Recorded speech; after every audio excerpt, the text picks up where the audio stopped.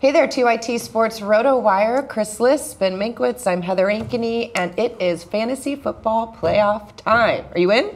I'm in a couple. You are. I'm not in any one that I really care about, but I'm in. Yeah, I'm in. I'm in one. Okay. I'm in all three. Got the bye in two. So I kind of easy. Yeah, well, you know what? I am. First place in two. Yeah, you got those like ex-rock stars in your league and stuff. Well, hey. You know. No, actually, Baron Davis and I are 1 and 2 again this year in that league.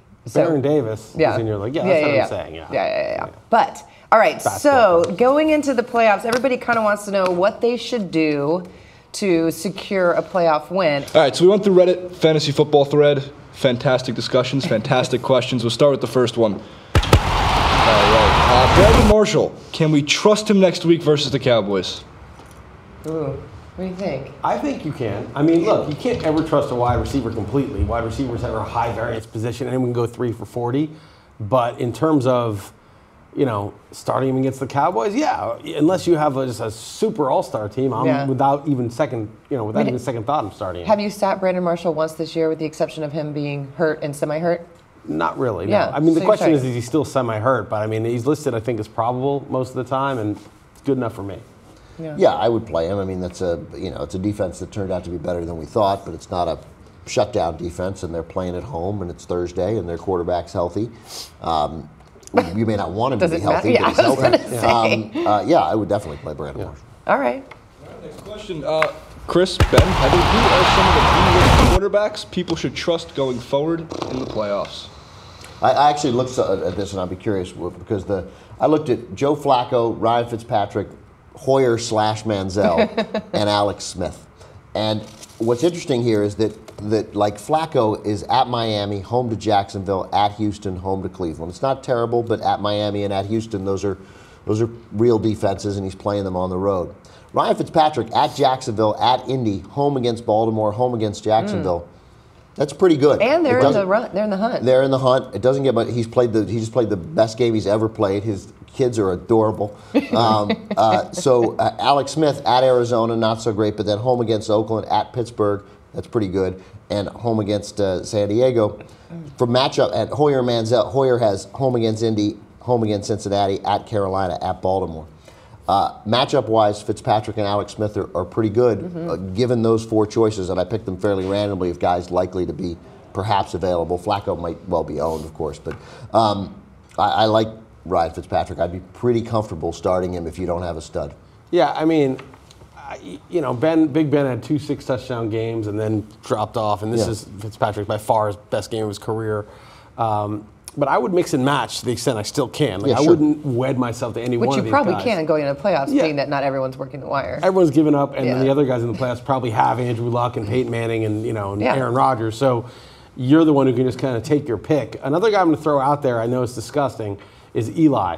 The Titans are the team that Ryan Fitzpatrick just lit exploited. Up. That's right. And I know that beyond Odell Beckham, it's pretty thin there at wide receiver, but I think they'll maybe throw a decent amount and have a decent day. I probably wouldn't start him over some of those other guys, but just throw him in the mix, and there'll be other guys. And if Johnny Manziel starts, having a quarterback, most leagues give you a point every 10 rushing yards, 20 or 25 passing.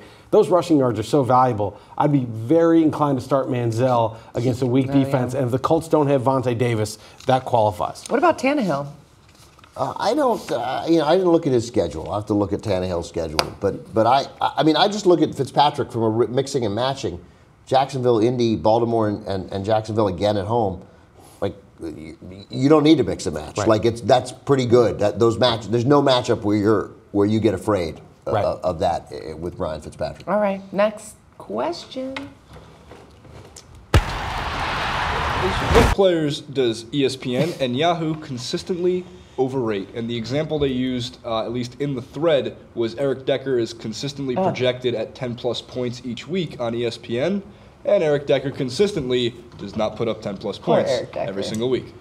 Yeah, it's funny. Common sense said, okay, well, Eric Decker, he's on the Jets. It's going to be a disaster. And then I read these sites that were like, oh, no, here's why Eric Decker's going to break out and all this stuff. And you start to think, I wonder whether it's what algorithm ESPN's using or Yahoo's using. I don't really look at those things because I just don't care. Like, I don't know.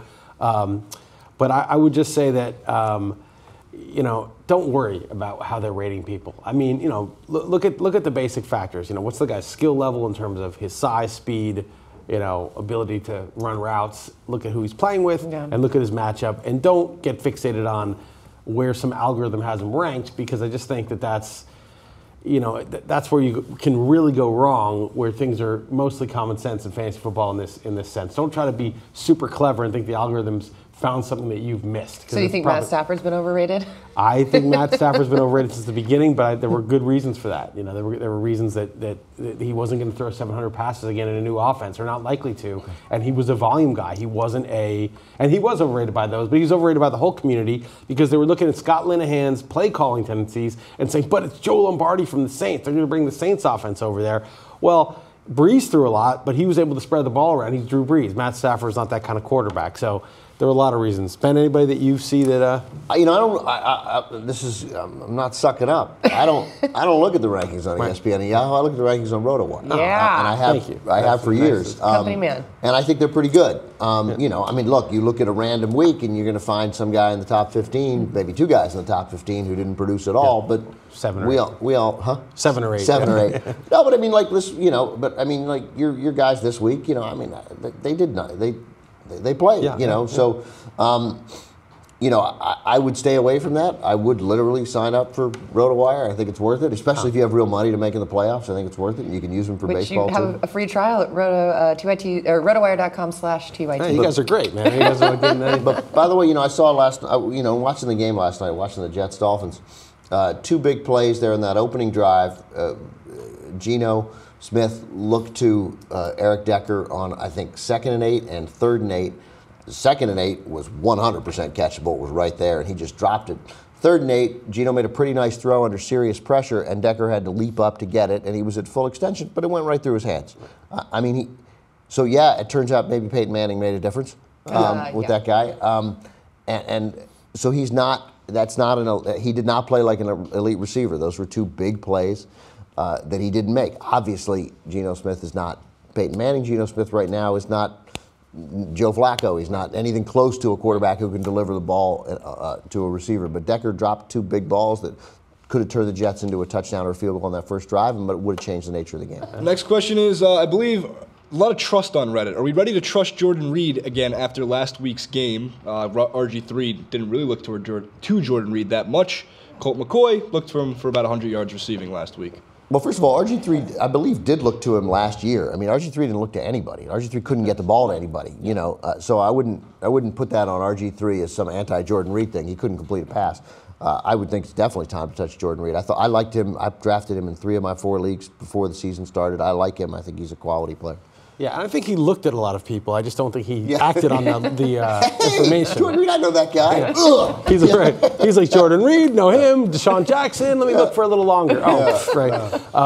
But no, I totally agree. I think Jordan Reed is a very good tight end when healthy. He's rarely healthy, but he happens to be healthy now, unless he gets hurt this game. Colt McCoy's been, the guy that you want as a backup, like a competent guy that if your quarterback missed 4 games could go 2-2. The touchdown pass that he threw to Logan Paulson that made that a 21-17 game, that was a great play. Yeah. Just to look like what you imagine the kind of play that RG3 would make. Right. And I mean, he's solid enough. And so, Jordan Reed is probably a top 10 tight end this week.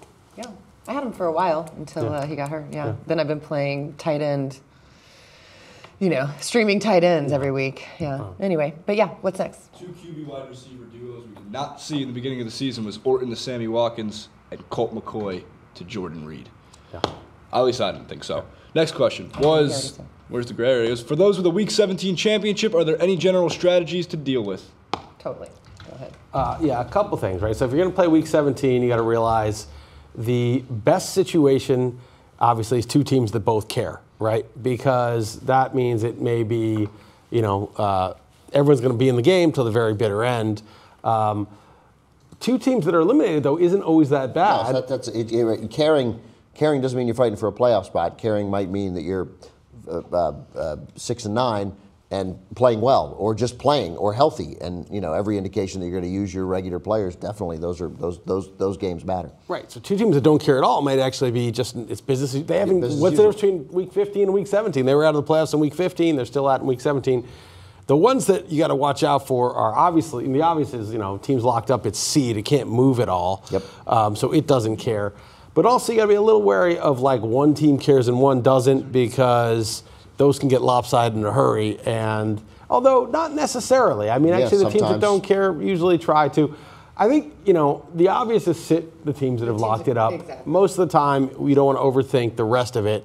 But I am a little nervous when like one team is totally not playing its players, and then what's the other team going to do? And then are you going to get cute and start a backup running back, or that might see more time just because they want to see what he's got here at the end of the year? There's the audition factor for some teams too. You got to be careful also about what they're playing for. If it's the difference between the 3 and the 4 seed, even though they say they're going to play for it, it's better to be the 3 seed than the 4 seed. But it really only matters later if those teams happen to win out and you happen to get your championship game there. There's almost no difference between the 3 and 4 seeds. It might, in certain circumstances, be better to be the 4 seed. Right. But if that's the case and you got players who are a little hurt on one of the, be careful, because there'll be an incentive for a coach to say, you know what, he didn't look right. I don't really care if we end up being the 4 seed. I'm not going to play Brandon Marshall this week. Bad example, because they're not going to play for the 3 or 4. But like Des Bryant sits, you know what, we're comfortable. So be careful of exactly what they're playing. If they're playing for a bye at a home playoff game or a home playoff game, pay attention. If it's a slight discrepancy in seeding, it might behoove you to sit a guy who's slightly hurt. And it's almost always better to be the 4 seed, because you avoid the top, right? I mean, no, 4 seed would get, in the NFL they reseed. Oh, they reseed. They now. reseed okay, because right, if the 6 seed beats the 3 seed, they automatically get the 1 seed. Right. Okay, that's right. Okay, scrap that. Cool. Lastly, real quick, waiver wire, week 14, just 5 picks that you would go, or you would suggest to anybody who's still focusing on the waiver wire. Pick 3 and I'll give you 2. I'm going to pick 3 guys. Johnny Manziel's the obvious, the running aspect, and the fact that he has Josh Gordon make him very interesting. The floor is horrific, but the ceiling is great. And if you're one of the 6 seeds that's stuck in the playoffs and you lost Foles and you've been mixing and matching, I think it's time to gamble on Manziel. Doug Martin came back from the dead. I think Tampa, it's obviously way too late. You really pick Doug Martin out? I would pick Doug Martin out. I think Tampa is suddenly a real team. This happens every year. There's always that team that's total garbage, and then for whatever reason they become a credible league average team. I think that's who they are now. I think Doug Martin, at least they want to see what they have or trade him or something. And then Stedman Bailey, 2 games in a row. That was your guy. And he was, we have a guy who I don't follow college. Good. He's good. He made this great catch in the first quarter. He's not big, but he's super quick.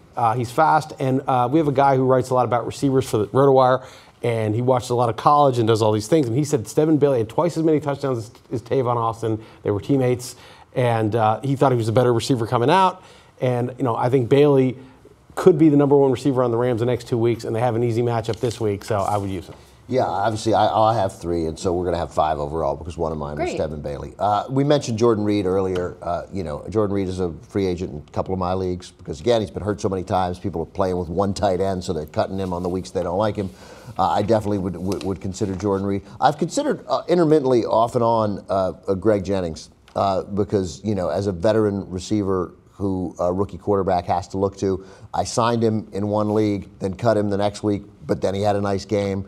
And that's who Bridgewater looks to, or might be looking to, and he's healthy and for a change, and so I like him. And then, depending on what you want to do with the Browns in this situation, Miles Austin is around in some leagues. Didn't he hurt his spleen or something? He did get hurt though. As I said that, I was like, I think Miles Austin might have. The spleen was Justin Hunter, I thought. Actually, Miles Austin hurt something. He's been in the hospital 2 nights in Buffalo. So there you go. Don't sign Miles Austin. I mean, I hope he turns out to be fine, but skip Miles Austin.